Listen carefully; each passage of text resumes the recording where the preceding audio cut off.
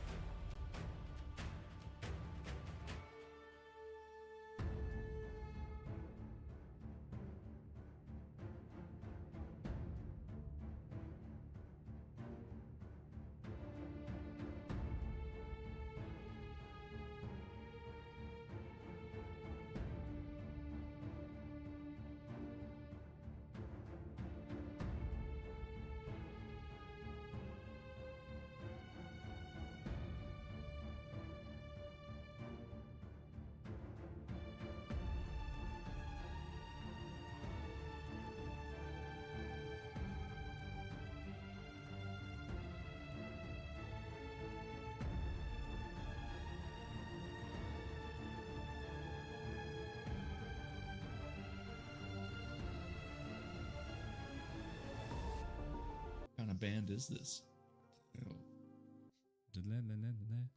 Everybody poops sometimes. Give us the smooth. Wake up, sweetness. Your first time should be more than special. I'm in, Savannah said. Good Lord, Gemma. When a man and a woman, in this case, really love each other, what happens is they fuck. Ooh, hello? Oh, dang it, I lost my fish. This next word almost sounds like Quidditch. Quidditch milade Diana Agosiagath an Fiedian. As much as I love fucking you, sweetness, we stared into each other's eyes whilst I moaned in ecstasy. Having consumed half of the bourbon, I keep saying bourbon. You know, every time I mess up on a word, Stunt Mama just shows up. She had her seductive smile on her lips. I said we couldn't have sex. I didn't say anything about everything else. Ew. Happy to help, biatch. You are the spark of light in the vastness of my night. His note, like a finality to a beautiful, breathtaking song. Hello. Good evening. How is everybody?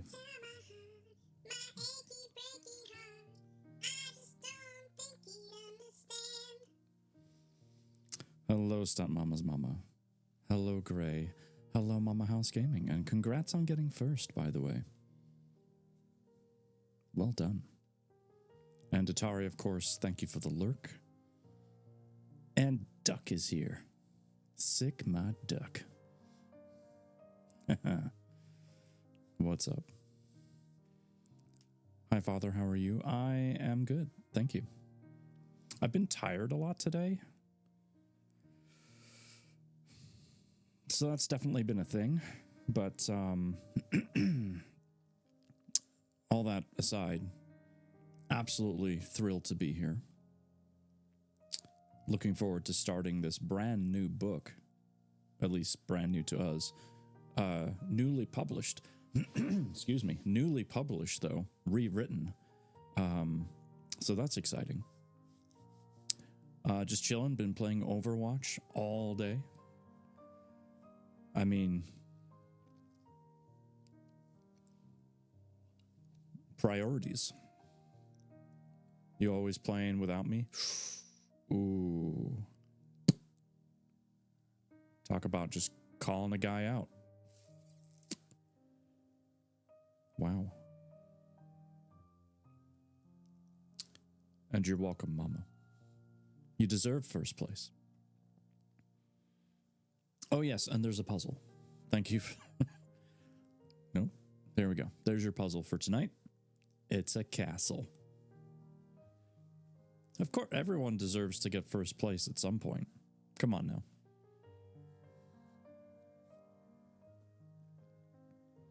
You don't have me added? Well, now she just dropped her info right on the stream. So, there it is. What are you going to do? This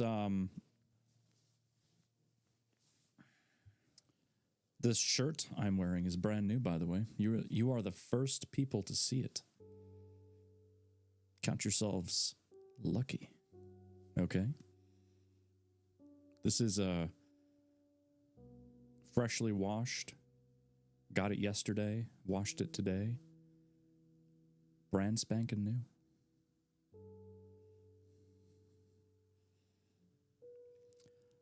I hope everyone's had a good weekend so far. Not too much trouble. Not too much torment. I'll be home shortly. I'll add you once I'm home. Nice shirt, to be honest. Well, thanks. I appreciate it. I'll get new clothes and wash first Wait, what? I'm a get new clothes and wash first before wearing kind of girl myself. Yes, me too. Otherwise, it has a weird feel to it. Almost gritty in a way.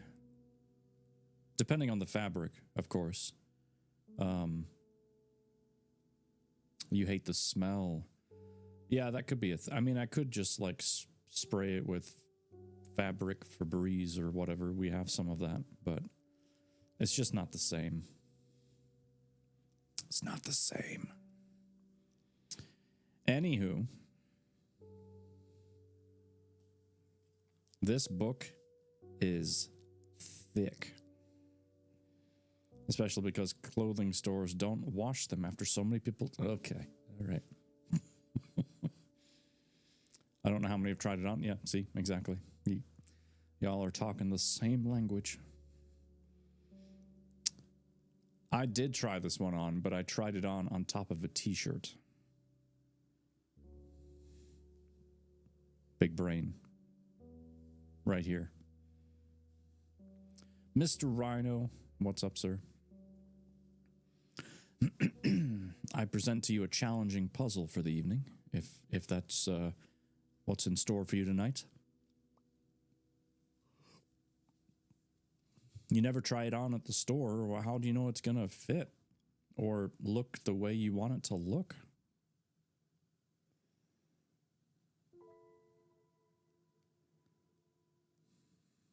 I mean, you do you. I'm just saying.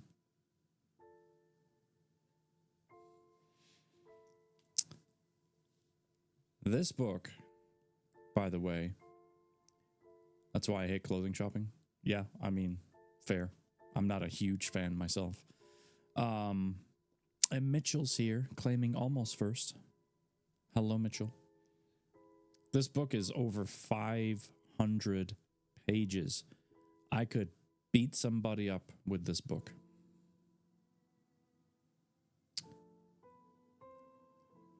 I'm not going to intentionally. I'm just saying it's a thing. It could happen. Cuz it's massive.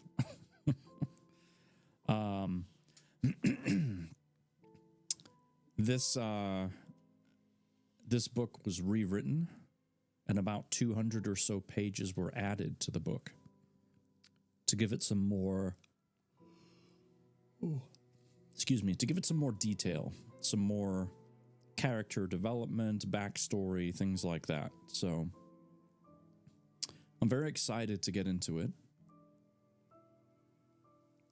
By the award-winning author, Nathan Helm. This is only book 1, by the way, which means there's more than one. Otherwise, you wouldn't say book 1. You would just leave it as it is. So, I'm going to read to you the back cover, like I normally do. And then we're going to flip over to our reading page, and we're going to get straight into it. We're going to make that first crease as we open it up for the first time. You know, that kind of like taking the wrapper off your brand new technology. Just, ooh. All right. So, without further ado, here is the back cover for Kingdom Society: The Black Hood. Sometimes the only way to conquer darkness is to embrace it. From the moment Eliath Zane was torn from his home, his dreams of becoming the next warlock of Dun Nahar were dashed. Forbidden by his parents to pursue the arcane arts, Eliath's destiny takes a darker turn when the legendary Black Hood escapes his bonds, threatening the realm itself. In a desperate bid to safeguard the kingdom, the House of Zane stages a grand tournament to marshal the land's fiercest warriors against the encroaching evil. Yet, disaster strikes, and Eliath and his sister Sindril are left orphaned. Taken in by the enigmatic and powerful wizard Zylok Grey, he whisks them into the future to protect them. Can Eliath rise to claim the power he was once denied?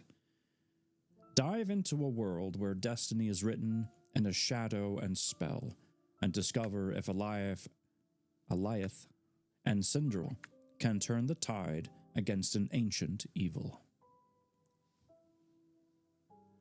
Smoke, lights, fire.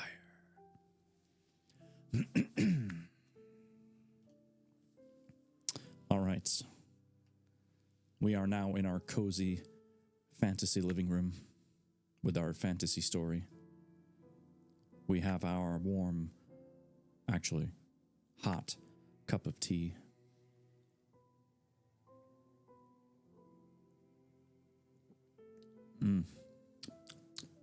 Just so good, you know?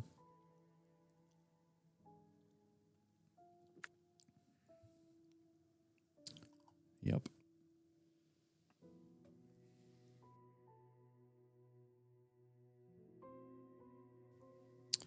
All right. Let's crack open the book. Oh, by the way, before I do that, if anyone's interested in this book or other books written by our author, that is not the link. There we go. That is the author page of our author. Please, please, please go check that out. I'm opening. As you can see, there's still a lot of tightness to this page. I have never opened the book. For those of you that don't know how I do things here, which might only be duck at this point, I never read ahead. So when I get into a book for the first time, what I read and what you hear, it's the first time for you and for me. So, you know, it's fun for all of us. No spoilers from me, because I don't have a clue. So on the very front, we have our cover page. We have our contents page, which shows our chapters. And it looks like 45 chapters in all. Best way to do that, honestly. Exactly. Couldn't agree more. Iron Shooter's here. Hi, Haley. How are you? Let me just clock you in, so to speak. And Mama House Gaming has redeemed some bookish ASMR, which is very fitting since we have a brand new book. So we're just going to ruffle some pages here.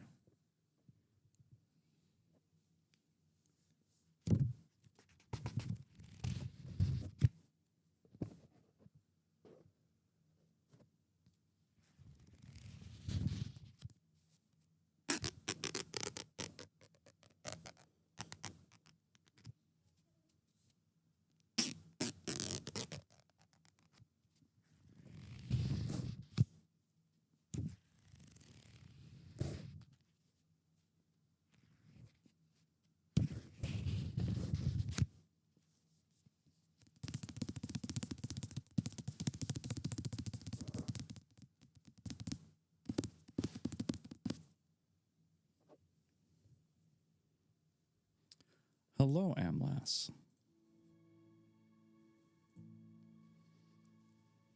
Bet it has that new book smell too. Not really, it's been sitting on my desk for a little while, but it did when I got it.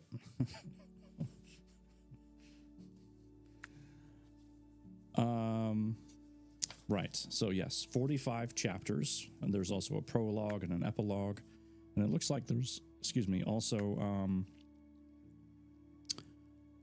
a journal at the end of the book as well. Now it just has that dust smell. Yeah, fair enough. It's not that dusty in here. Come on now. We have a dedication in the front, along with some acknowledgements. And then we have a note from the author. Ah, and this is always nice to see. I was given a few of these in advance, but there are some pronunciations in here as well. wonderful. That way, if I get lost, yes. I love it when books like this have, well, I'll just show you. I'm going to have to message our author and see if he's got a JPEG of this or something that I can put up on the screen.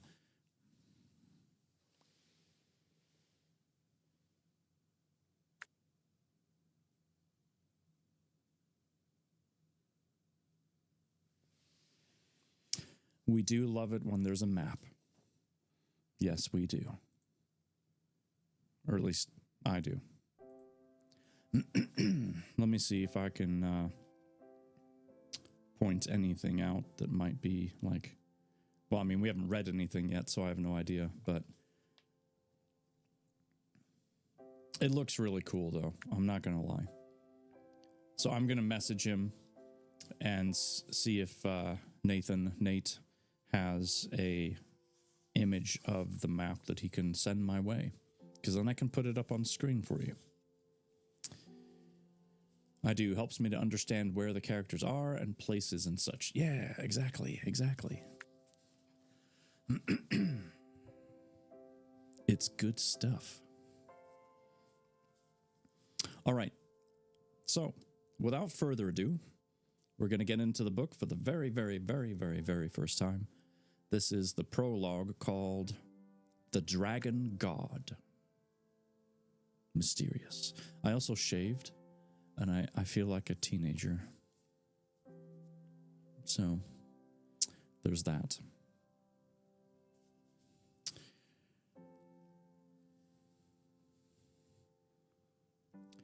Okay, Nathan, I don't know if you're here and listening, but why is the first paragraph in a different language? Why you gotta do this to me right out of the gate? It's a Naharian prayer. And I have no idea how to pronounce any of this stuff. I don't even know what language it's in. Don't say Naharian. I know it's Naharian, but I don't know if that's a real language or not.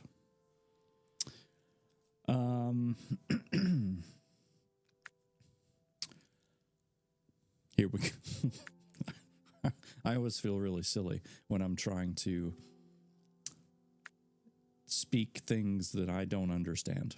Thankfully, though, it looks like the English translation is with each sentence, so it'll make sense.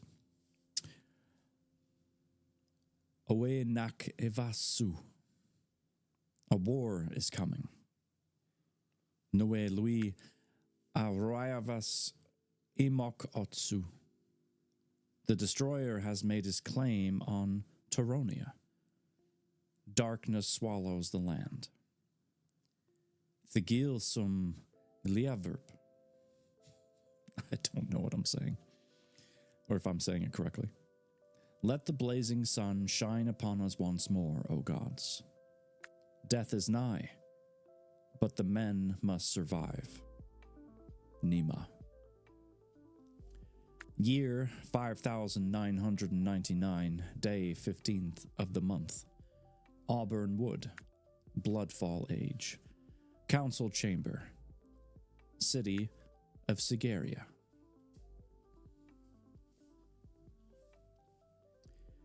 Wicked strikes of pink and blue lightning flashed outside the window of the council chamber. A storm approached, but Kai Torringson wasn't prepared. Being the high warlock of the land didn't matter anymore. He and the council had tried countless ways of defeating the dragon god, Lord Malice. The population of Dun Nahar was decreasing rapidly, and time was running out. Kai dropped his head into his outstretched fingers and massaged his temples. The lightning continued flashing, becoming brighter with each passing moment. A pungent odor of ozone drifted into the room, causing Kai to cough, which only irritated his already aching head. The angry voices of his comrades rose higher, so he raised his hand to silence them. Brothers, please. He drew in a deep breath and released it slowly through his tight lips. I understand your frustration. The dragon god Malice has killed many innocent Naharians over the past few months, and we've failed in our attempts to stop him. But I believe I've finally come up with a solid plan. Callan Keldon, a tall, bulky man with flowing locks of sandy hair, slammed his fist on the table, causing a crack to form in the rustic oak. What do you propose, Master Kai? Malice has been 10 steps ahead of us. We're the 4 warlocks of the land, and we've fallen short thus far. What makes you think he won't be prepared for our next move? Pyrrhus Gallon crossed one of his legs over the other and adjusted his royal blue cloak. He ran a hand through his long brown hair. Mal, thank you for the lurk. He ran a hand through his long brown hair, a small smile forming on his lips as he pointed to his comrade. Rest easy, Callan. Let's hear him out. Barden Lorwell released an irritated grunt before speaking. It doesn't matter at this point. Malice has the All-Stone. The amount of arcane energy he can produce with that gem far surpasses anything we're capable of. We should go home and cherish the time we have left. Pyrrhus's eyes emitted an orange light. His irises became miniature fires that could have set the room ablaze. You bastard! You'd let the world burn while you sit in your castle and sip wine? Did you forget your vows? As Barden leaped from his chair, Kai held up one finger. Silence. His comrades returned to their seats, but continued scowling at each other. Kai took a relaxing breath to calm himself. Now, I believe we have a way to victory. Titalis has the largest reserve of magic crystals in the country. I'll see if the swordsmith Belgazar can assist in creating a weapon for our fight against Malice. When we last saw the dragon god, he gave us a choice. Join him or die. He gave us a week to make our decision. That gives us 3 days to gather up forces, and for me to get our new weapon. Zarias, what's up, dude? Kai stood from his seat and walked to the window. Outside, the lightning strikes came quicker and brighter, making the sky appear like shattered glass. Yet, there wasn't a single thunderclap, or one drop of rain. The wind remained nothing more than a small audible howl every so often, and the birds flew in odd figure-8 patterns as if they'd lost all sense of direction. For a moment, Kai spotted 2 pairs of glowing eyes above the clouds, but they disappeared after he blinked. Shaking his head, he moved over to a bookshelf in the corner of the room. Hundreds of books, some tattered, some new, sat in wait. The man grabbed a large leather-bound one and brought it to the table. A loud thud sounded as the item hit solid wood. The 3 men looked at each other and shrugged. Callan gave his master a grim stare before putting his hand on the book. What are you trying to tell us? A prosperous grin spread across the High Warlock's face. I wanted to remind you all of what we've been given. The gods gave us these books to learn magic. It's a gift I'll never forget. Each of the men stood and placed a fist over their chest and lowered their heads. Kai went to each of them and hugged them. As he stepped back, he pointed to the window. In a few days, we will take back our land. I chose and trained each of you because I believe in you. Remember that, always. I'll take the north, Pyrrhus said. He aimed his hand to the left and pointed. A bright tendril of orange energy leaped from his finger and split the air in two, forming a rectangle doorway. Glistening particles of arcane power danced back and forth between the open portal. We'll all need to use teleportation and portal magic if we hope to make it to the meeting point on time. And for me to turn a page without missing something, yes. Callan nodded and opened his own magic gateway, bursting with fiery red light. I'll cover the east. Kai felt overjoyed with his comrades. Their willingness to fight beside him and hold up their vows was more than he could ask for. He noticed Barden brooding off to the side of the table, so he turned to his friend and offered a welcoming smile. Don't fret, Barden. We will be victorious. Once we have our own magic crystal, there won't be anything Malice can do to us. He took one last gaze at the silent storm outside. I'll see you all in Dragon Valley in 3 days. With that, the 4 warriors separated. They went around gathering fighters from the land, anyone who would join. Few kingdoms wanted anything to do with the conflict. Who could blame them? What were they in the face of a vengeful god with unknown cosmic power?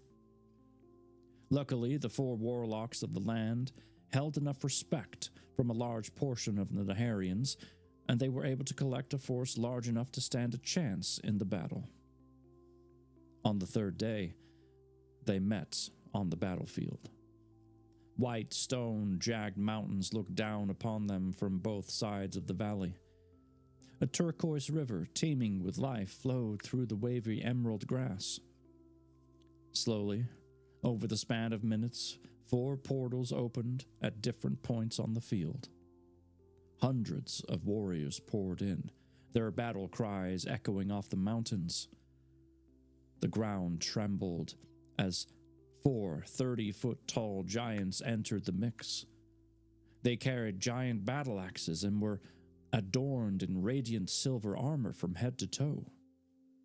Other groups of fighters began appearing out of thin air and landing next to their comrades. Among the mix were elves in their gold and green robes. Many of them held single and double-sided blades. The fairy queen sat atop her war corgi. Her white and violet dress glistened like an ethereal firefly. Then the legion of magic wielders from across Dun Nahar entered the mix, followed by the 4 warlocks of the land. Kai waved his comrades over to him and motioned to the man next to him. Belgazar outdid himself this time. The lanky craftsman waved his hand sideways. A fist-sized glowing gem appeared, sitting in his palm. Its arcane light glowed like a heavenly star. I hope this helps us win. He handed the artifact to Kai with a nod. The High Warlock placed the magic rock into a circle groove on his chestplate. It vibrated intensely for a moment, then sucked itself in against the armor. Bright silver lines slithered outward from every direction.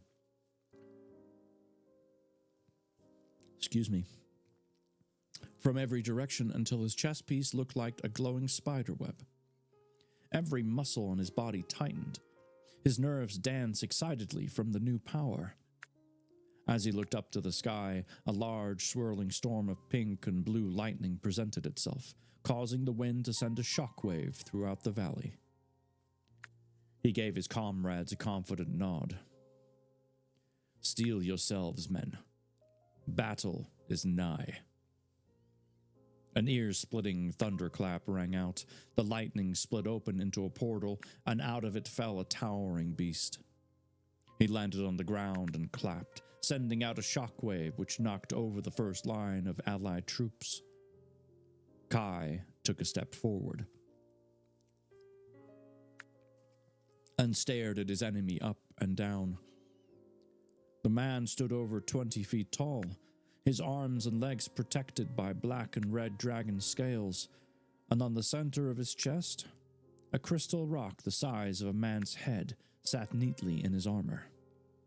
It gave off colors of red, azure, and pink, and illuminated the god's body. Beside him stood another tall man carrying a long staff with a pink-colored gem on the end. Malice stepped forward and held his hands out to the side.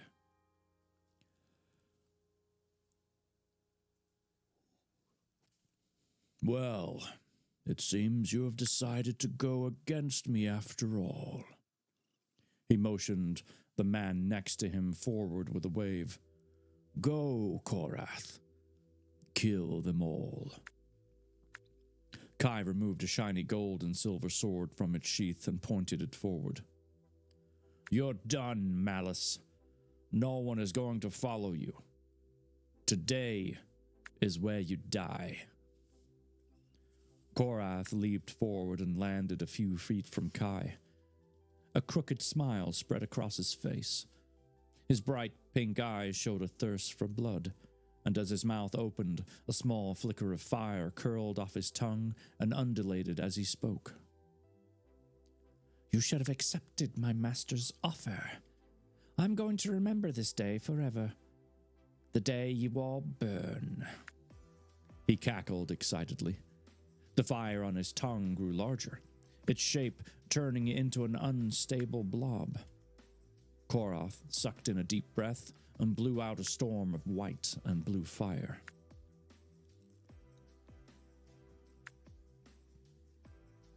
With his sword thrown up, Kai blocked the attack. Just to maintain his position, he had to summon all his inner strength, and before long, he observed the silvery trace of his blade intensifying with the color of Hell's inferno. Expressing gratitude, he smiled and silently thanked the gods. The divine sword knows no equal. I'm blessed to have it. Giving himself a bit of space, he jumped backward and repositioned himself a few feet to the left. Boldly, he raised his blade and threw it down at his enemy. After a small ting sounded, a fiery beam of power shot out the tip of the blade and raced towards Korath. In his effort to move, the large man was caught by the fire right in the chest, propelling him to the ground.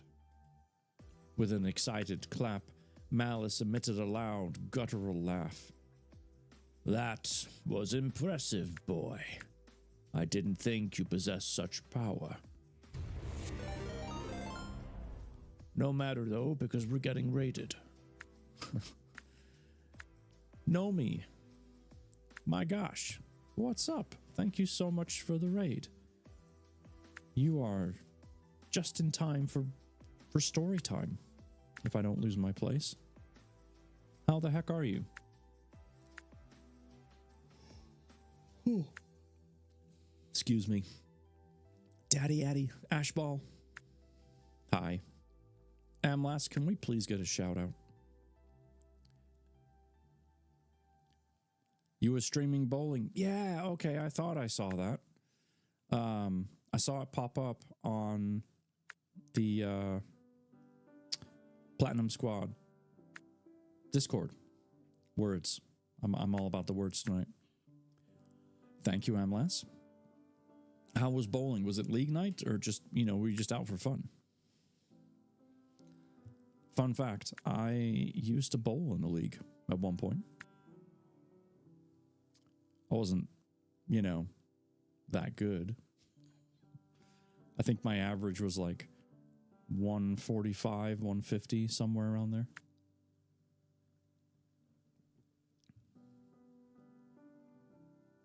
He can't hear you, but I can. Oh, okay.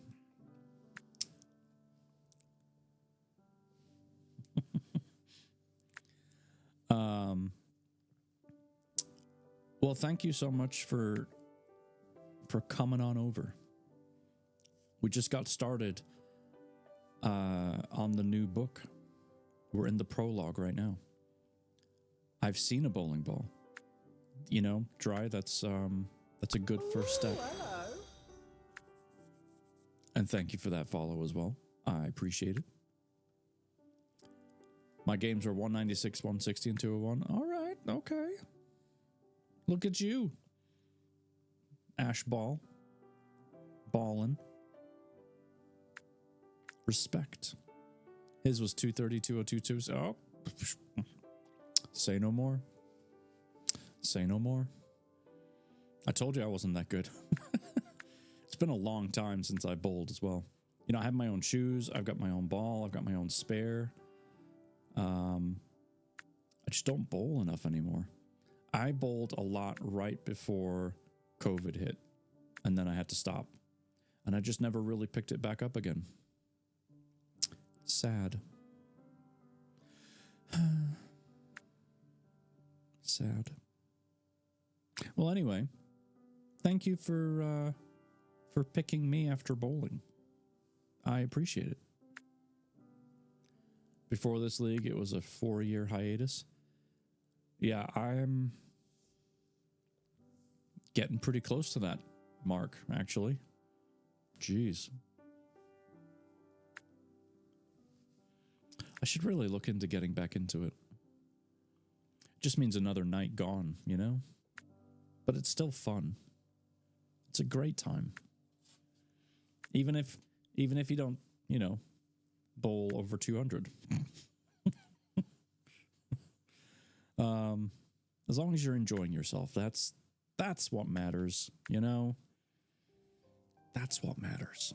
It's not about never getting that clean game that you always wanted. I'm not bitter. And the shirts are cool. Yeah, they can be. Mm-hmm. Exactly. Yep. Well, hey, thank you for the raid.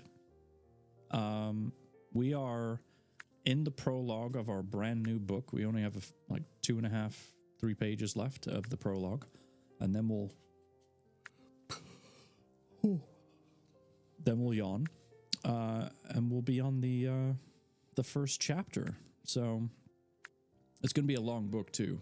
This will be a many stream kind of book, because it's like 500 pages, just over, I think, somewhere around there. So definitely going to be a long one. And I moved my thumb. Oh no, I'm good. I found it.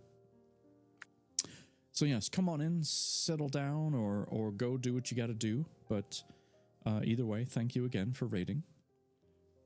And I will continue reading. I appreciate it. I'll start again from the text, or the dialogue of Malice, the bad god. Bad. Very bad. That was impressive, boy. I didn't think you possessed such power. No matter, though.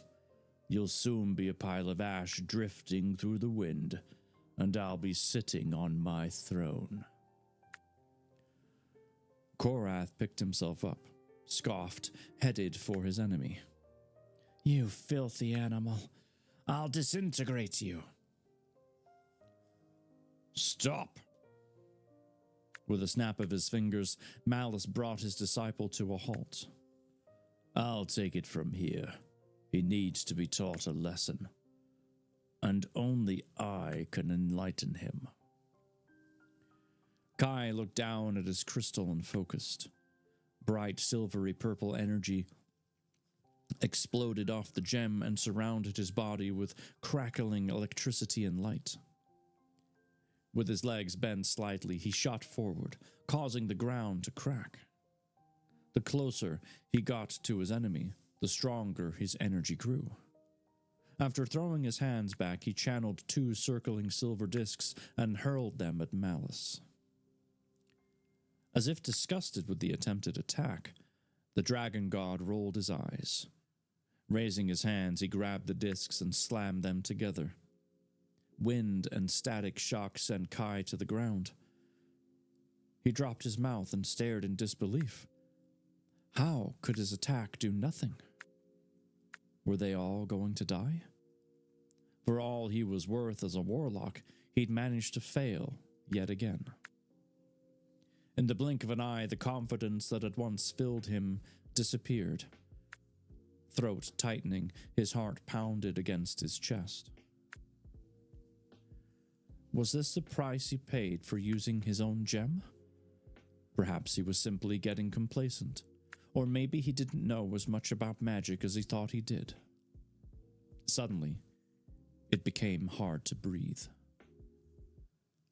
Clouds darker than onyx swirled in the sky above him, and the wind moved in violent currents. Oxygen diminishing, he fell to his knees and gasped for air. He forced his head to turn around. Struggling with all their might, the Allied forces tried to charge forward, only to be held back by Malice's power storm, freezing them in place. Loud zaps and pops sounded off, the cadence of a god's fury at work. Kai turned back to Malice and slowly forced himself up. It took every ounce of willpower he had, but he refused to give up. Malice had a colossal-sized ball of arcane and cosmic power rotating in a ball of death before him. With a finger aimed at Kai, he cackled loudly. "I did warn you, boy. Now, witness the power of a god." After snapping his fingers, the ball exploded into a wide beam of unstoppable power. Despite Kai throwing his hands up to brace himself, it had no effect. As he flew across the battlefield, he felt as though a 10-ton boulder had slammed into him. Everything around him turned into a kaleidoscope of colors, and it didn't stop until his back slammed into the mountainside. Helplessly, he dropped to the ground while large rock chunks rained down on him, burying him alive. The last thing he remembered was sending a prayer up to the gods, and then everything turned black. Now there's an image of a sword on the page, which usually indicates that time or something has moved on, something has changed, but we're not in the same present tense as what we just read. "Kai, can you hear me?" Kai's eyelids fluttered open. Everything remained dark as he attempted to lift his head. Sharp pain stung him from his feet to his neck. The sunlight crept through the small fissures in the boulders before a sudden force sent the rocks hurtling away. Light blinded Kai. His head throbbed as he forced himself to his feet. Once his vision oriented itself, a few tears streamed down his cheeks. A blackened quarter-mile half-moon crater lined the ground.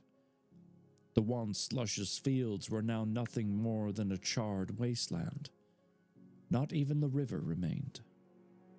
Kai took in the somber expressions of his fellow warlocks. Callan, Barden, and Pyrrhus were a sight for his sore eyes, yet he wished for more.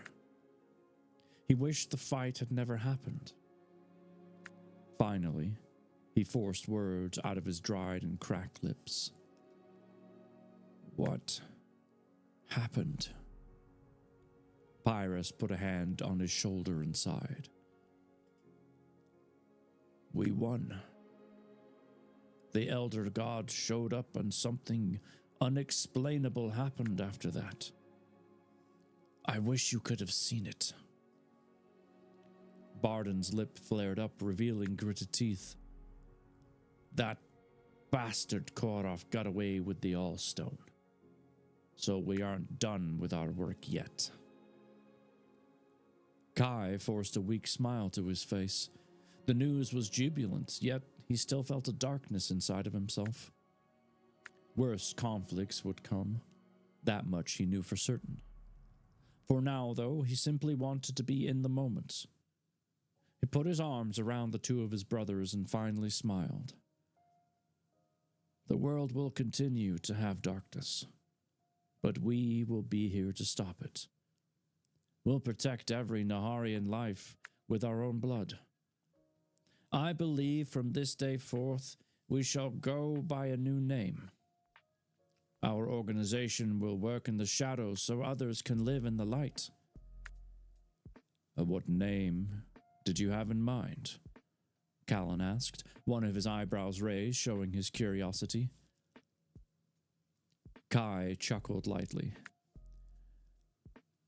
It redro for it ginzalabnus.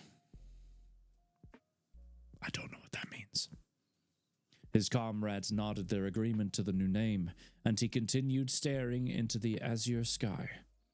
He felt confident about the future, and he was excited to continue protecting the land of Dun Nahar.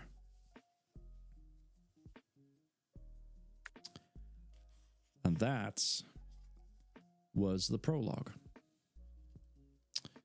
So, warlocks, along with other fighters, attempted to defeat this god, this very, very bad dragon god.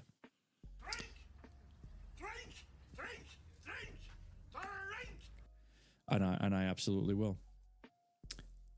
Couldn't seem to do it on their own, though, but thankfully, they called in their own backup. Their own gods, if you will. And won this battle, but perhaps not the war.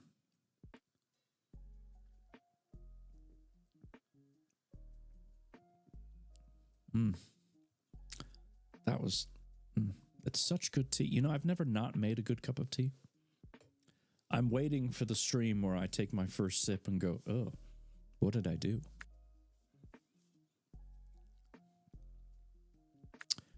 Another hydrate. Okay. Yep, we can do that. Why not? So a lot happened in the prologue. You know, when I was growing up, anytime I had a book that had a prologue, I never read it. I always wanted to just get straight into the chapter.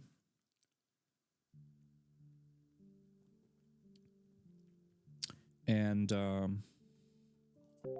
you did too? Yeah, I'm starting to wish I had not. Because, you know, I feel like I would have missed so much if we hadn't done that right now. I was never really big into reading. So, fun fact, Duck, neither was I growing up. I mean, I read occasionally, but it wasn't until I had a life-changing event happen that reading and writing suddenly became a thing for me. And because of that, I landed myself in this position where I'm now reading to others. I've seen a book. Good, just like you've seen a bowling ball. Again, you're on the right track.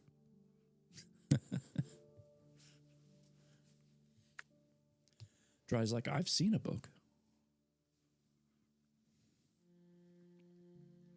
You've always loved reading.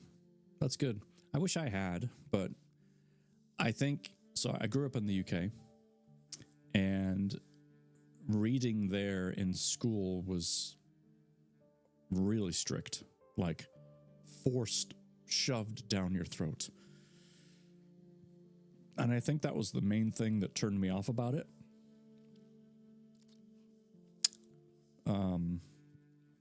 It was just, you know, it wasn't something I enjoyed because I had to do it so seriously in school. And it just turned me off to the whole thing. Stepmama's mom has always been a reader. I can see that. I can see that. I read books I probably shouldn't have at a young age. Okay.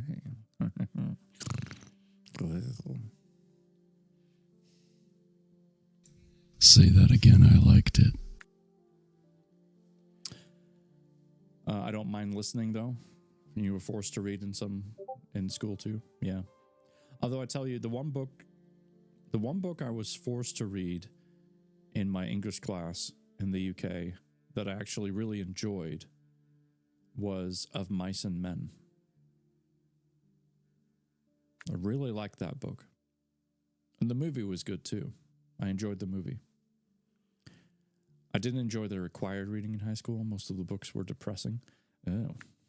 You see, that would have put me down the path of, well, I'm just not going to read at all. Because if I have to read these, I don't want to keep reading and, So, but yeah, Of Mice and Men was actually one that I really liked. Haven't read it in a long time, but I remember enjoying it. And the movie. Very sad story. But such an interesting time in the United States as well. Anyway, that was a good side combo. I enjoyed that. When I was growing up, we had a book by the phone.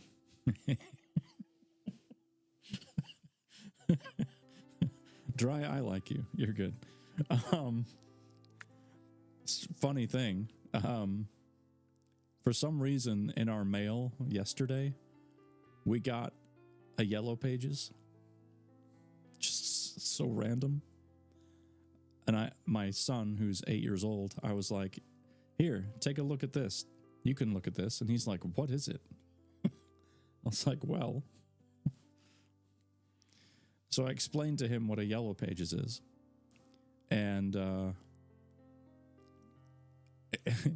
in his funny way of doing things, he said, oh, so they upgraded by making it available in a book as well as online.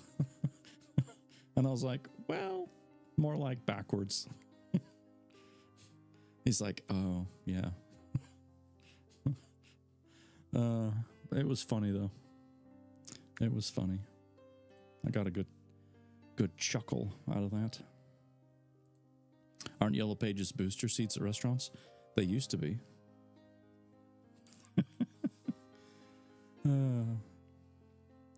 So good. But yeah, this was like the most random thing to get in the mail.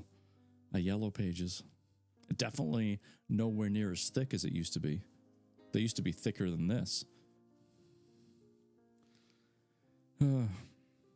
Remember having one sitting on top of the fridge for a long time, just collecting dust.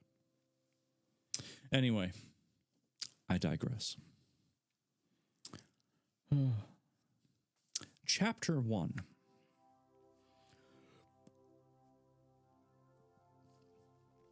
Chapter 1 is called, if I'm saying this right, Divination. I think that's right. I guess we'll find out.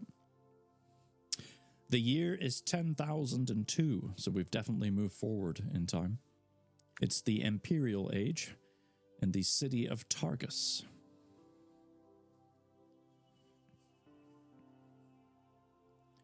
Ladies and gentlemen, come, gather round.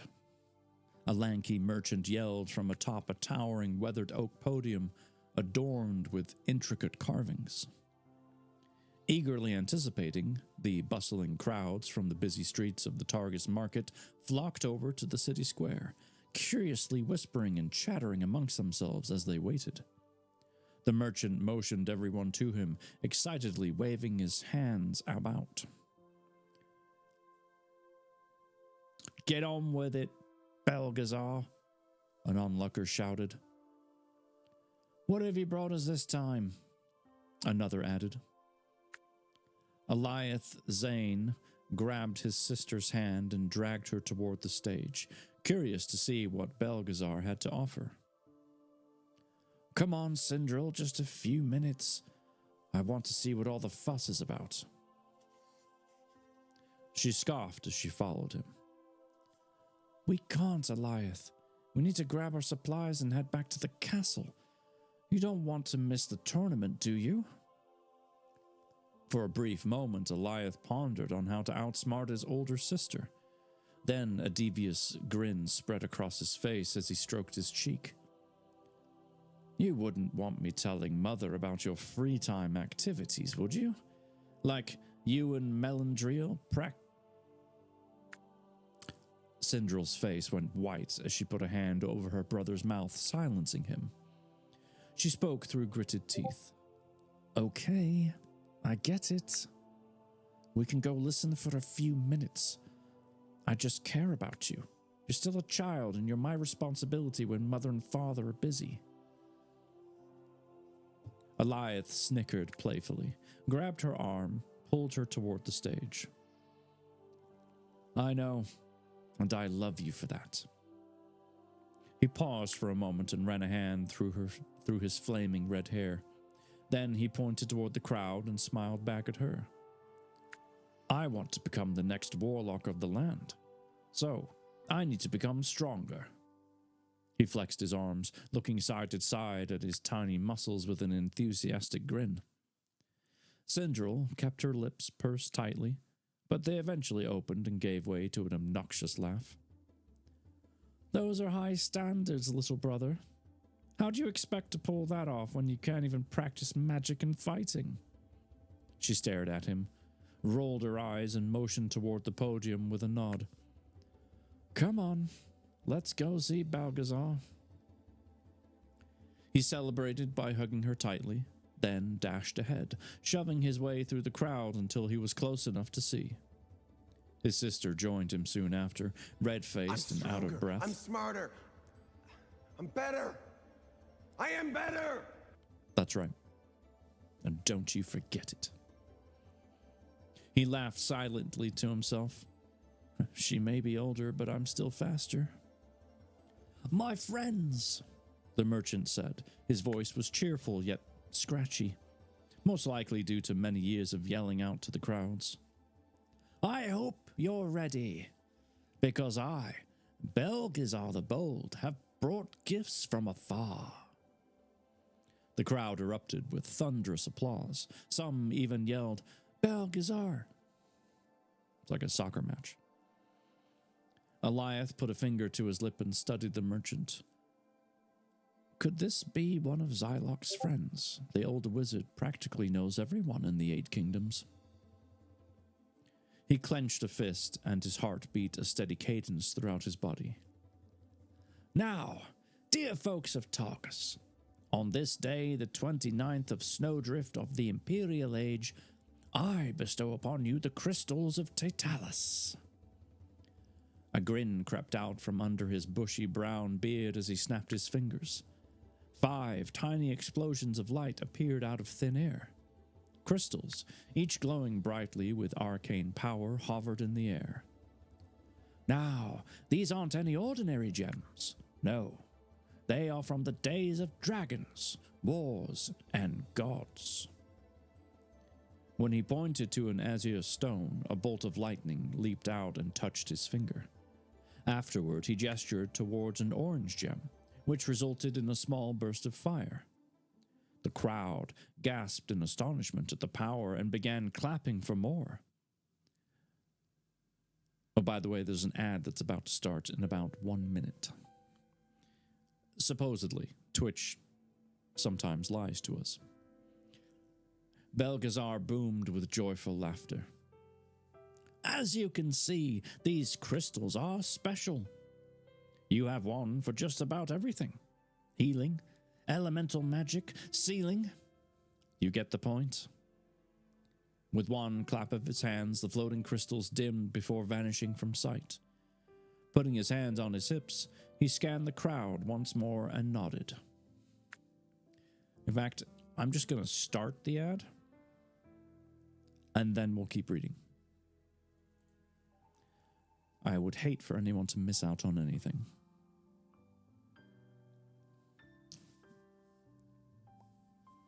This will give me a chance, too, to see how long the first chapter is, because I don't remember what it said.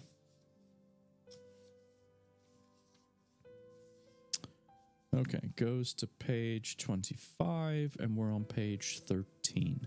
By my calculations, that's 12. This is also a good chance to sip some more of my tea, because it is lovely. So lovely.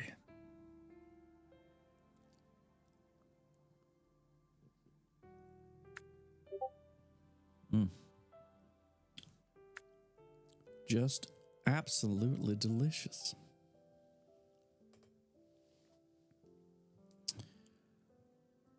All right.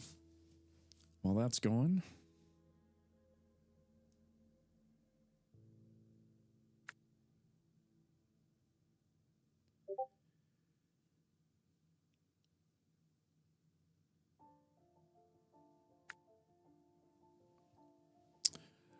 I'm going to try and find a book in my house. Hey, that's a great idea.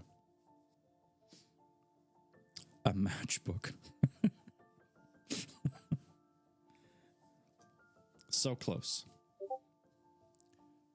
It's an excellent play on words, though. Dang it. How do I keep losing my place? I have 23 seconds to find where I was. Okay, I found it. We're good. Everyone remain calm.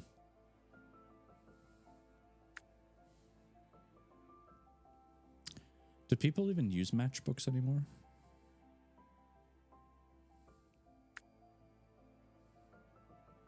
I don't. All right. I have the instructions from a Zippo lighter. That's a good start. Start there. Work your way up. And technically, Dry, because I'm reading a book to you, this counts. Just saying. This is a live audiobook with extra commentary. Almost like a podcast. Almost. Like a lowercase podcast. Hey, reading the chat counts, right? Absolutely. We have matchbooks at work and I deliver them some to store, so at least some people. Really? Huh. I mean, it's not like they're old-fashioned or anything. They still have a use. We have the electric clicky ones. Anyway, the ads are done. So if you did see ads, thanks for waiting. If you didn't see ads, thanks for waiting. If any of you are interested, I'll have my tent set up by the Coliseum later today during the tournament. Thank you for your time, and may the gods bless you. Before jumping off the podium, he held up a finger. For my final act, I leave you with a small parting gift. Belgazar took a crystal out of his side bag and tossed it into the air. It hovered for a few seconds before exploding. The energy raced outward and stretched over the crowd. Slowly, tiny specks of gold, blue, and red started falling. As they touched someone, their colors changed, and they bounced back into the air to hover. Eliath watched in awe. He felt as if he had been magically transported to the firmament. One by one, the ethereal particles touched his arms and face, causing goosebumps to rise on his skin. I drive a big box truck and deliver candy, snacks, cigarettes, tobacco, drinks to gas stations and... okay. That makes more sense now. If you feel like dropping off some of those candies and drinks and stuff to me, you know, if something fell off the truck,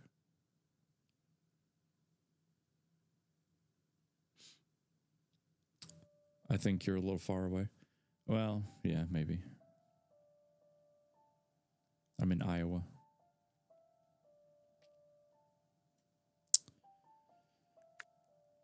But one can dream.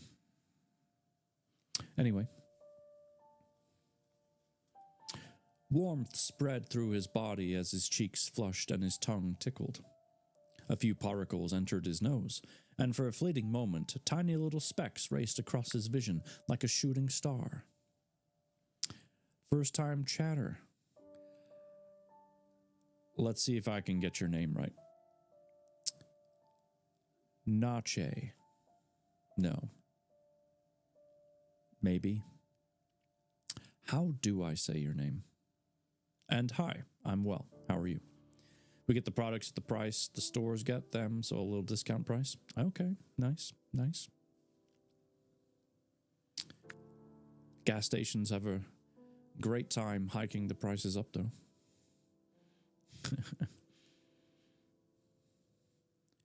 Am I saying your name right? Nache?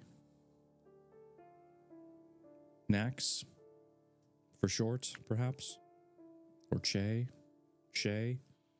Nache? I don't know. I am sorry. It's Nache. Okay. So I wasn't too far off. Nache. All right, cool. Well, welcome in, Nache. And you can say Che. Cool.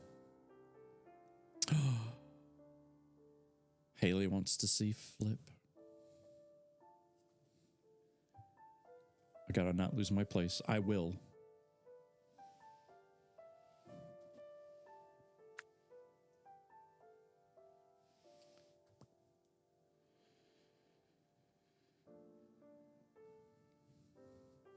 This is Flip, the dolphin.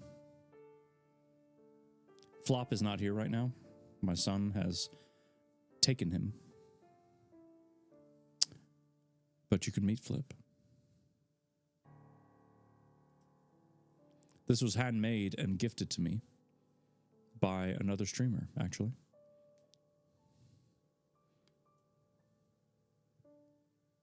Isn't Flip adorable?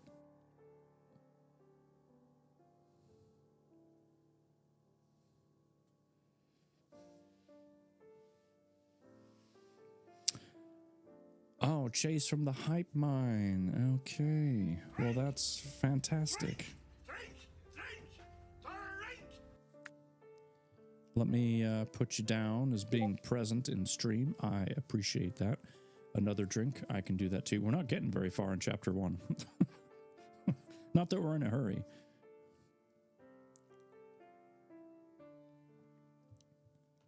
I'm quite curious by the story so far. It's very well written. All right. Yes. Tiny specks raced across his vision like a shooting star. He was relaxed, and the continuing warmth of his body rose until it became painful. When he turned around, he realized Belgazar had disappeared. With thoughts turning to panic, his body trembled. Where is he? Did he do this to us on purpose? Looking over his shoulder, he tried finding his sister, but she, too, was gone. The world around him spun into a kaleidoscope of colors. A slight trickle of acid licked the back of his throat. Disorienting vertigo had taken hold. His head pounded like a drum. The different color light specks danced around him, but everything else faded. Then, it was all black. He was alone. Sounds like a really bad trip. Slowly, his surroundings returned and he found himself in Targus, but everything was wrong. The castle sat 100 yards behind him beneath onyx skies, and a snowy field lay ahead. Blood decorated the snow like summer wine. Swords clattered and clashed in an unholy symphony, only to be drowned by sudden fits of screams piercing the cold air like daggers. Eliath looked at his arms. They were not his, but those of a grown man. He trudged through the snow. Corpses lined the ground in droves. The howling wind reverberated against his ears and deafened him. What happened here? Everything is wrong. Eliath, watch out! He turned and narrowly avoided a ball of purple lightning. His body moved with nimble speed of a warrior. How did I do that? 100 feet away, Sindril limped toward him, but something was different. Before him wasn't the sister he knew. It was a much older version. She pointed her finger to the south. "Brother, the enemy is over there." He attempted to let everything sink in. It was indeed his life, but he didn't understand how. A cackling laugh came from the other side of the valley, so dark and evil that his neck jerked in response. He never thought a laugh could make him feel so hollow inside. With his vision narrowed, he could make out the silhouette of a person coming through the foggy air. A pair of glowing purple eyes appeared first, followed by a hauntingly tall creature. The wind grabbed the black hooded cloak stained with the blood of the dead and twisted it through the air around his back. The menacing man walked forward and raised a hand, cackling with purple electricity. Sorry, crackling, not cackling. "Well, boy, are you ready to die at the hands of Lord Zalren?" Eliath closed his eyes. Everything happening was too much for him to handle. Loud screams echoed out. As he opened his eyes, he found his family sprawled on the ground with swords in their guts. Before he could react, Zalran appeared in front of him with hands outstretched. Eliath threw his hands up to protect himself. The same horrifying laugh came before everything went black again. He heard nothing. He felt nothing. "Eliath, wake up!" As he opened his eyes, bright light flooded in. Because of his pounding heart, he hadn't realized the sizable crowd around him. They could have been standing there for 5 minutes and Eliath wouldn't have known. Off to his right, Sindrald offered a helping hand and pulled him to his feet. Putting her arms around him, she let out a sigh of relief. "I'm so glad you're okay. You were out for a good 5 minutes." "That long?" As the worried townspeople left, Eliath realized Belgazar was gone. More questions flooded his mind. If the witty craftsman had set all this up, was it just for him to have a divination of the future? Softly, Sindril pressed her hand against his shoulder. "Would you like to talk about it?" Eliath clenched his convulsing hand into a fist. Everything had felt so real in his dream. He didn't want to lie to his sister, so he tried his best to explain everything to her. "It was a vision of the future. Everyone was dead, and you and I were fighting some hooded beast." He looked into his sister's stormy blue eyes. "I'm scared. I don't want that to be our future." Eliath turned his gaze away from her. The problem was he kept seeing the older version of her flash in and out of his vision. Would he really lose all of his family in the future? He shook his head and pushed the ill thoughts from his mind. He wouldn't allow a vision that might not even be true distract him from his happiness. He frowned. "I don't want to lose you, sister." Sindril wrapped him in a tight hug and laid her head on his shoulder. "It wasn't real, Eliath. Remember what Mother says about dreams? They are only real until you wake up. We're safe. Nothing bad is going to happen." You can't say that. You can't say nothing bad's going to happen, because then something bad will happen. Come on. He nodded, but still felt uneasy. Even with his sister's words of encouragement, he felt completely changed, as if something inside his body had been unlocked. Perhaps it was the forbidden knowledge given to him by the gods, or maybe it was simply a dream. "I need to find Zylok," he thought. "He'll know how to explain everything." He smiled back at his sister and pointed toward the shops. "We better grab what Mother needs and head back home." After collecting their bread and herbs, because there's an H at the beginning, herbs. all the Americans in here right now. Oh my god, it's herbs, okay? They made their way back toward the front gate. In the distance, a large castle greeted them. The gray stone spires poked at the azure skies, creating a striking image. Get out of here with your herbs, and there's Stunt Mama. Aren't you playing like a game or something? Shouldn't you be distracted?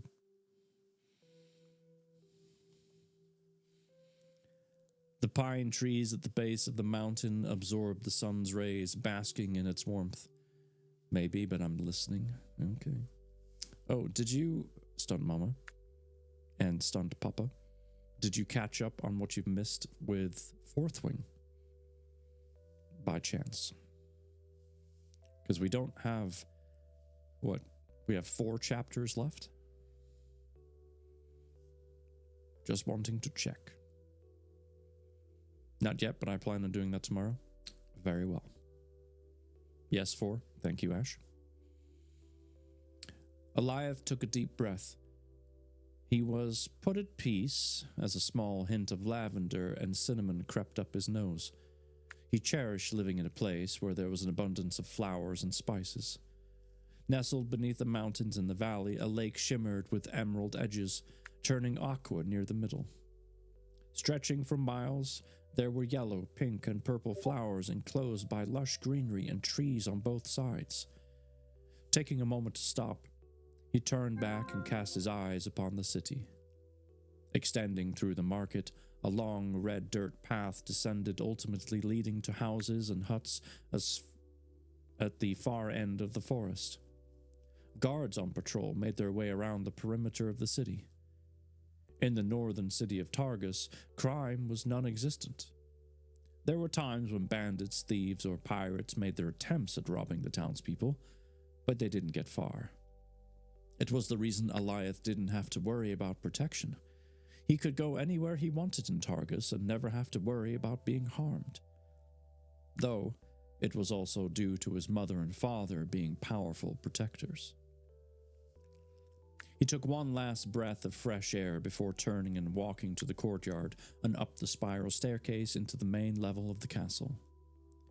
Eliath's sister joined him as he stopped at one of the many portraits lining the walls. A thin layer of misty water lined his lids as he pointed to a picture of a man with sun-blonde hair and crimson eyes. The plaque below read, Arion Villaran, former king of Targus. I wish we could have met him. Whenever Eliath thought about his deceased relatives, a lingering sadness would fill him. With a loving hand on his back, Sindral laid her head on his shoulder. Him and our other grandfather. She pointed to a picture of a man with crimson hair and turquoise eyes. The plaque beneath read, Jaren Zane, former leader of the High Council. Mother and father talk about them, or never talk about them. Eliath nodded his reply and gave her a small grin. We have each other. I wouldn't want anyone else to share memories with, except maybe Zylok.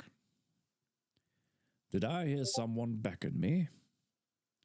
Eliath turned around to find a tall man smiling down at them.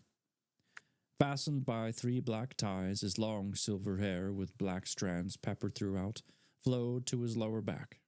His eyes were a shade of silver so dark it was like looking into a deep well. Eliath leaped forward and hugged the man. Zylok, what are you doing here? And music. Why are you not playing? The old man grunted before patting both children on the head. Well, as resident wizard and your godfather, it's my job to find you when no one else can. Plus, I knew you'd be going to the tournament, so I thought I'd accompany you. Sindral held up a brown paper bag carrying 3 loaves of bread, barley, a bag of cinnamon, lavender roots, and tea bags. Mother sent us to the trading square. We got held up a bit due to Eliath having some weird divination or dream There was some old guy named Belgazar in the market, and that's where it all started. Zylok fixed his concerned gaze on Eliath. He stroked his long beard and then led them down the hall. So, you met good old Belgi, did you? He's a good lad. We go way back. However, his crystals can have effects on people if they aren't prepared. It sounds like you experienced one such side effect, young master. He put his arm around Eliath and stopped him at the chamber door. I want you to tell me all about it later. Perhaps I can help you understand your divine encounter. For now, we better get to the Colosseum. Your mother and father have already departed. We don't want to be late because there's a surprise waiting for you when we get there. After opening the door, he grabbed the sack of supplies from Sindril and placed it on a long mahogany table at the far corner of the room. Eliath appeared around the doorframe to find numerous pots lining the walls, boiling with red and purple mist. The glimpses into the old wizard's private life always intrigued him. Zylok was hailed as the wisest and wittiest man in the 8 kingdoms. Not everyone agreed with his experimentation of spells. However, one didn't rise to such a position by playing it safe in the field of magic. Despite what others said, Eliath didn't care. Zylok was dear to him, and nothing would change that. In between throwing random items into a satchel around his waist, the old man kept looking out of the window. The wizard appeared to have something pressing on his mind. Hey, old man, are you okay? Of course I am. Just a bit distracted, lad. Looking satisfied, he patted his side bag. Are you two ready to go? Zylok grabbed a silver breastplate with a storm cloud engraved on it, then put it on before grabbing a long onyx staff. With anticipation, Eliath rushed over, eagerly awaiting the old man's next move. What are you going to do with the armor and staff? I'm fighting in the tourney, of course. A gravelly edge lined his voice. With the staff aimed above his head, a large, jagged rock at the tip glowed purple. When he set it down, a circle of light formed around them. Are you ready? It's going to be a wild ride. Sindril frowned as she grabbed a section of her hair and weaved it through her fingers. What's going to happen? Eliath grabbed the old man's hand and jumped up and down. Tell us. Zylok placed his other hand on the staff and chuckled. Grab hold of my arm and find out.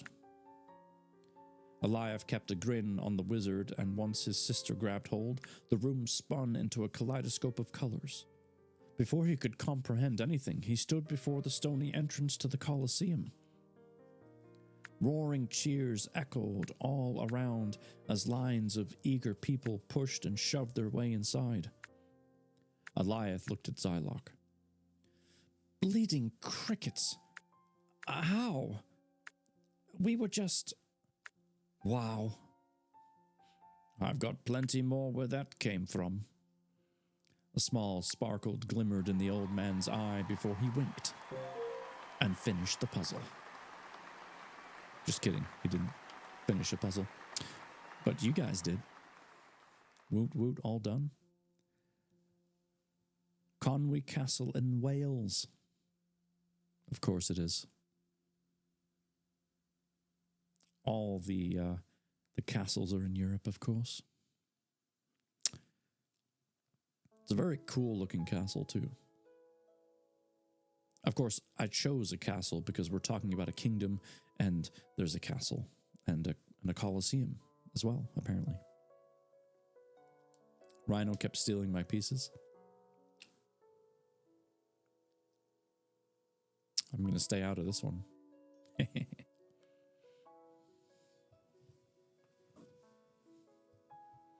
But good job on the puzzle. Now it's Ash and Rhino. I know. Normally it's Stunt Mama and Super fighting over the puzzle. By the way, for those of you that don't know, Super, Rhino, and Zarias are all part of the same stream team because they are brothers. The After Hours Broalition. We don't fight, we disagree. Do you? Tisk, tisk.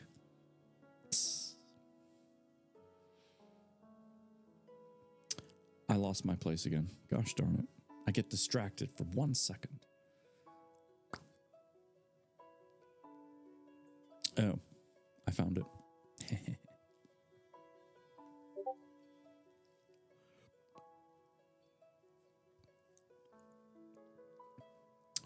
Eliath's pulse quickened. Every time the old wizard showed him something magical, he wanted to see more. He could tell his sister was intrigued as well, even if she tried to hide it. Her eyes were open wider than usual, and the heels of her feet went up and down. Normally, Eliath was the one who got excited by extraordinary magic, whereas his sister preferred to study books about healing, herbs, and potions. He was glad she shared the same excitement for extraordinary magic as he did, for once.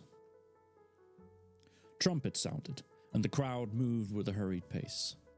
Zylok motioned excitedly towards the entrance, and they made their way in.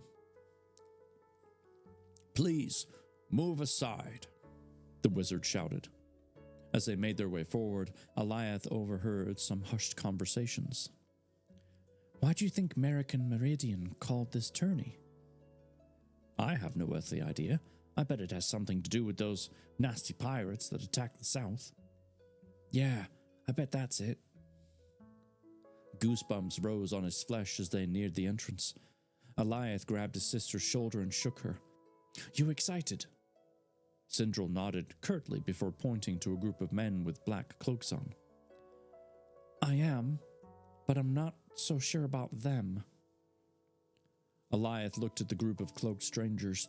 Each of them wore angered expressions, swinging their blades back and forth as if trying to kill invisible opponents. He turned back to Zylok and tugged at his leather belt. "What is their problem?"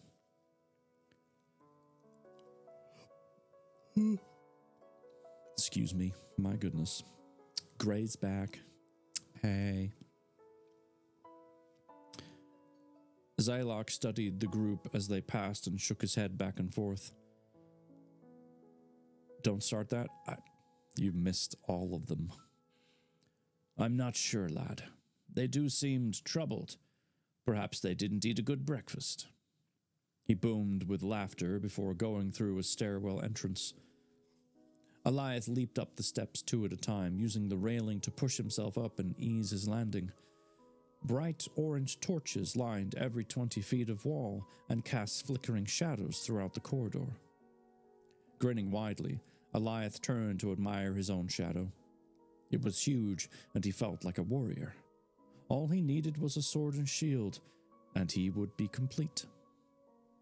At the top of the hall, a large arched opening gave way to brilliant sunlight and the cheers of the excited crowd.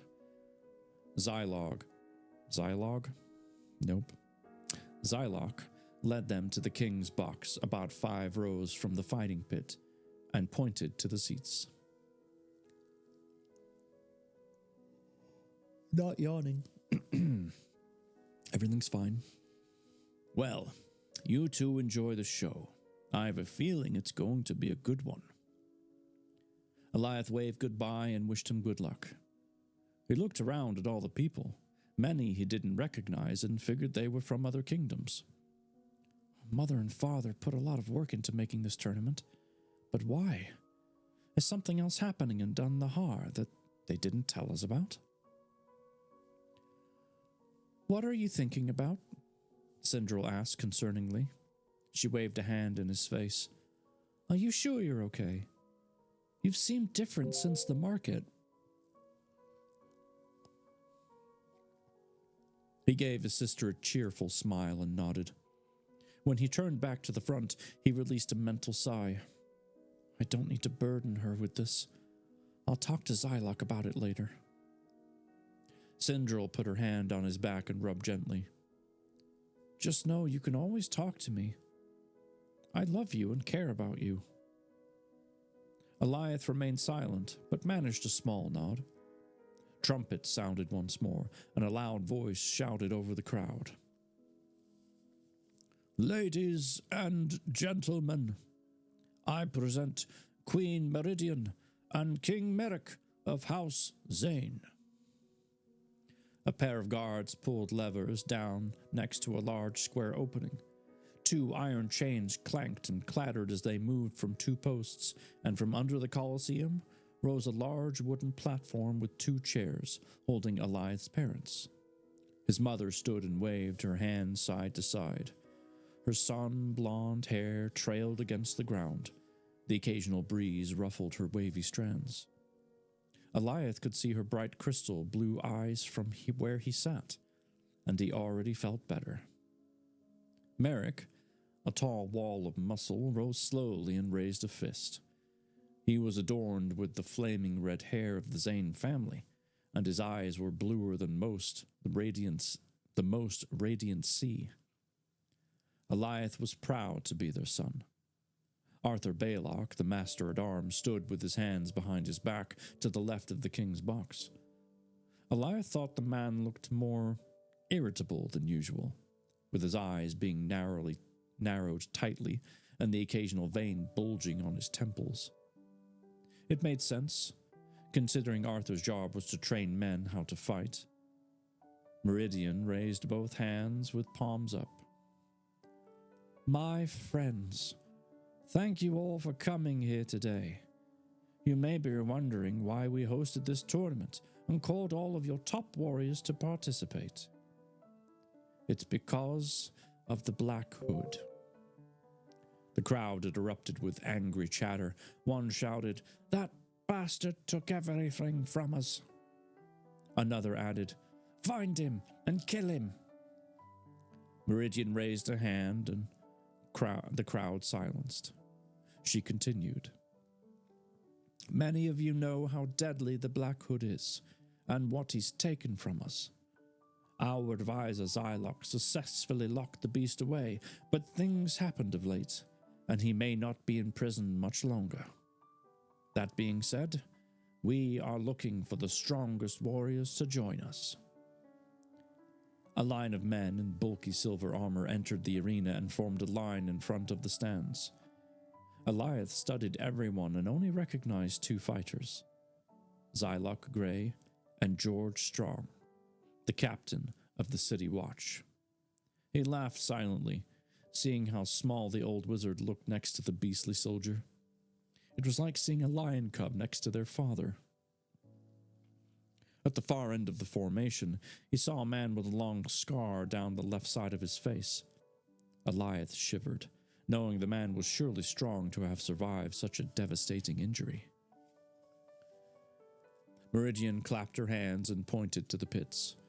Arthur Baylock, the master-at-arms, walked front and center, pulled out a parchment and read the names. "Ladies and gentlemen, from the kingdom of West Volheta, I present Lord Zarin Stark." Arthur's high-pitched voice sounded through the crowd. "Next, from the Ocean City, Sir Darnell Morwood." A stout man walked from the line and lifted his broad sword. "Need to go get my kid?" "No worries. Thank you, Mama House Gaming. Hope you have a wonderful night." "You too. Thank you for being here." A large engraving of a viper fish sat on his chest plate, and he bent to one knee. "No, you have a good week."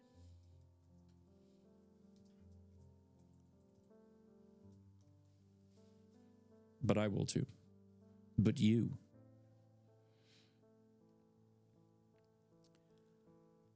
"I look forward to showing you my skills, Queen Meridian, though my allegiance is to the kingdom of Sundaspore." Sunday spore? It's like a ice cream sundae with a spore on it. "Know that I will aid you as well." He turned his gaze upon the king. I hold high respect for your brother, King Merrick. Merrick sat up in his large maroon throne seat and leaned his head forward. Thank you, kind sir. I believe Kairos has mentioned your name to me before. I am honored to finally meet you. Darnell stood and bowed. The honor is all mine, sir. The large man returned to the line, and Arthur continued. From the kingdom of Sundispor, I present Sir Trenor Daller. The warrior walked forward and bowed his respects. The master-at-arms pointed to his right. From my very own kingdom, I present Captain George Strong and Zylock Grey. Eliath stood and cheered loudly. Sindril pulled him down to his seat. He hung his head and slumped down, giving his sister a weak smile before his cheeks went red. He slowly turned his gaze to his parents, slightly afraid that he might be in trouble. To his relief, he found Meridian looking at him with a loving smile, so he knew everything was okay. That was a close one, he thought, thankful that his sister pulled him down before he made a fool of himself. He couldn't help it. He was proud of his home, and he wanted Zylock and George to come out on top. Arthur read the final names aloud. When complete, he rolled up the parchment and returned to the stands, making his way to the seats in front of the king's box and sitting next to Eliath and Sindril. Well, what do you two think? Any predictions on who will win the tourney? He managed a small grin and pointed the scarred man in the pits. I think Lord Zorn Stark will win, if the stories about him is true. Well, I needn't say any more. Stories? What does he mean? I've never heard of Lord Stark before. You know, Stark from Stark Industries. Just kidding, that's a different Stark. Eliath scrunched up his nose and tried to drown out Arthur's breathy, idle voice. It was worse than listening to an off-pitch singer. Focusing on the line of warriors, he snorted a laugh and pointed at his chosen champion. Zylock is going to win. I have no doubt in my mind. Arthur looked down with his beady brown eyes and managed another small smile. It was evident smiling wasn't an expression he used often. You think the old man is going to be victorious, eh? Well, he sat back and folded his arms smugly. I suppose we shall see. Off to the right of the king's box, a group of rugged-looking men with messy hair and sores and scars on their faces stomped their feet and sang. I am not going to sing this. The time of battle is upon us. Arise, warriors, rise. Show us your might, whether by sword or scythe, and give glory to the gods. On the morrow, the blood-stained dirt will hold the souls of the damned. If you lose your footing, you may slide into an early grave. Now fasten your shields and grab your swords, to the glory of battle is nigh. Oh, and there were a few in there too.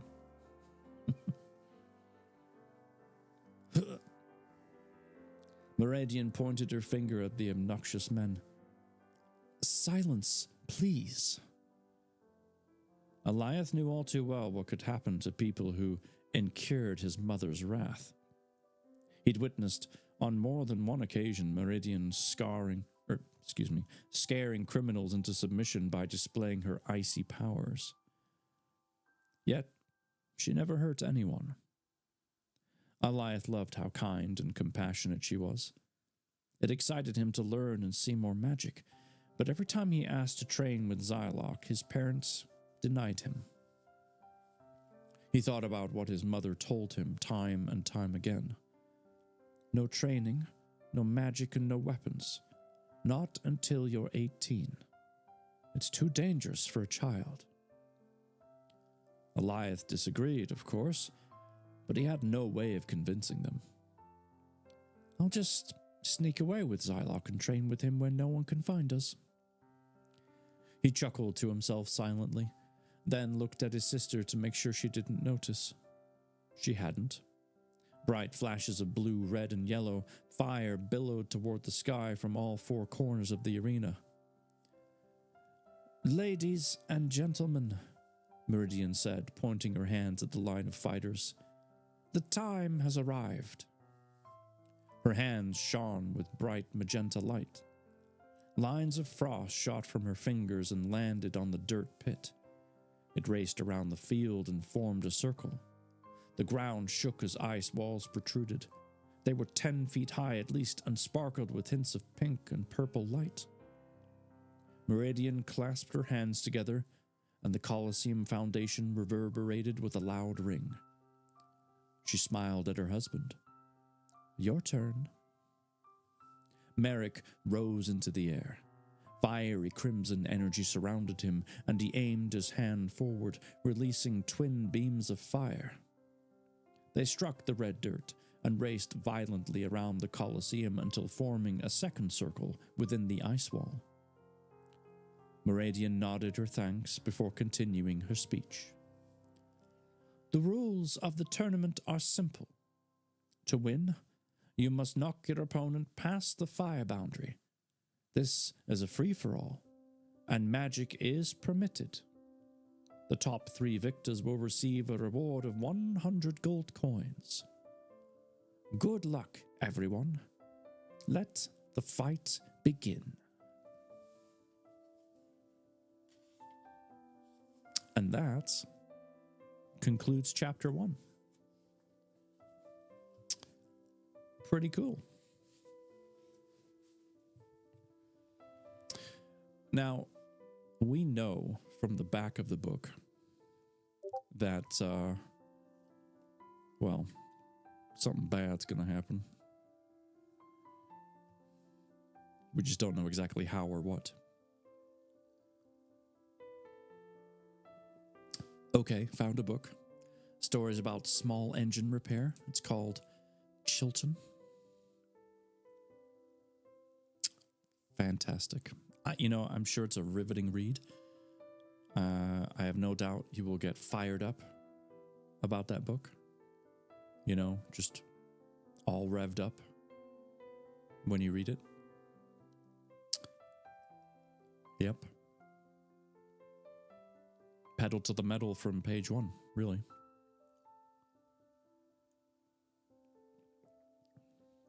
Good stuff.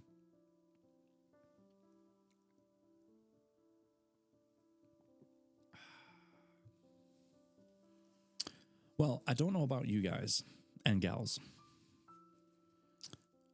but I'm enjoying this book so far, which is good because we have a lot more book to go. But I think it's going to be pretty great. After hearing you read, all giddy now? Perfect. Well, luckily for you, Dry, we will be back reading again Thursday at 7 Central. And then after that, at about 9 Central, I'll be reading an entirely different book in Discord. To be honest, I've just been listening to your voice, not necessarily the words. Mr. Thomas, I was lurking in your stream the other day. I just never really got the opportunity to say hello. But my goodness, sir, how the heck are you? It is great to see you. Are you back in the Midwest? Did you move officially? Like, what's the story?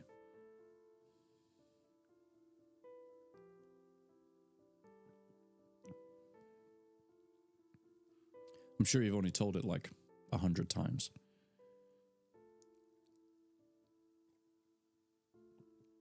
Oh, this is good tea. So good.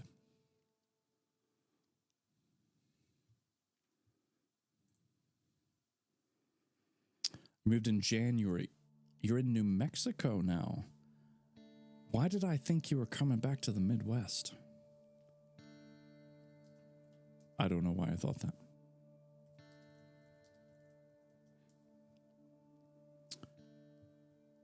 Well, how are you liking New Mexico? Should be a heck of a lot cheaper than where you were. That should be a relief. You briefly considered it. Okay. Maybe that's where I was, getting that from. Perhaps. Where are my stream stuff?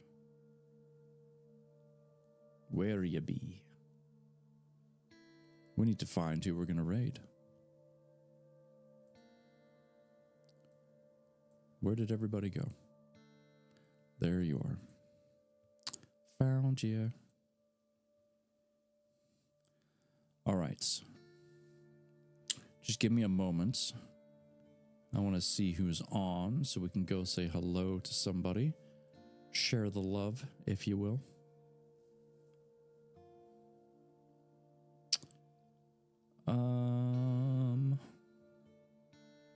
Gosh. There's a lot of people on right now.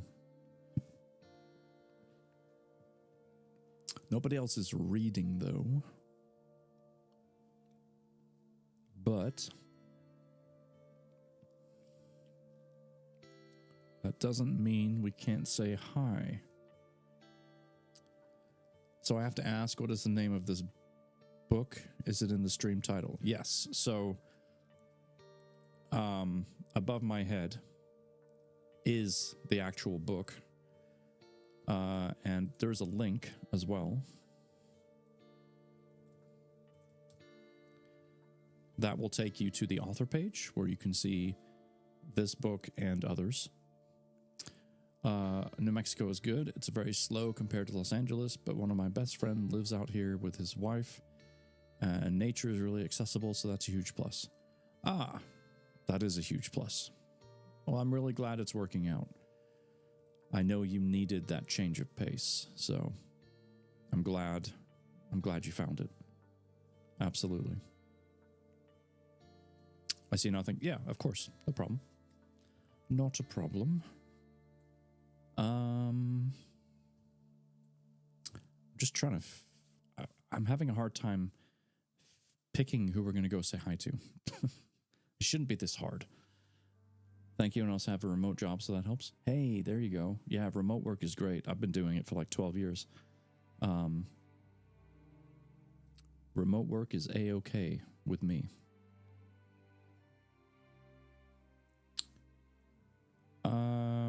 You know what?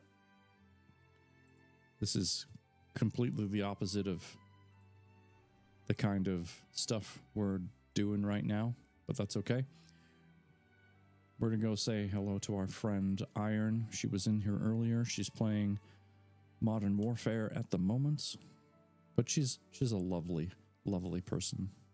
She's also part of the Hype Mine. Give us two choices, let chat pick. I have already decided. It was going to be Hype Mine people anyway, because that's kind of who's on right now. But maybe next time if I am still just as puzzled. Let's see.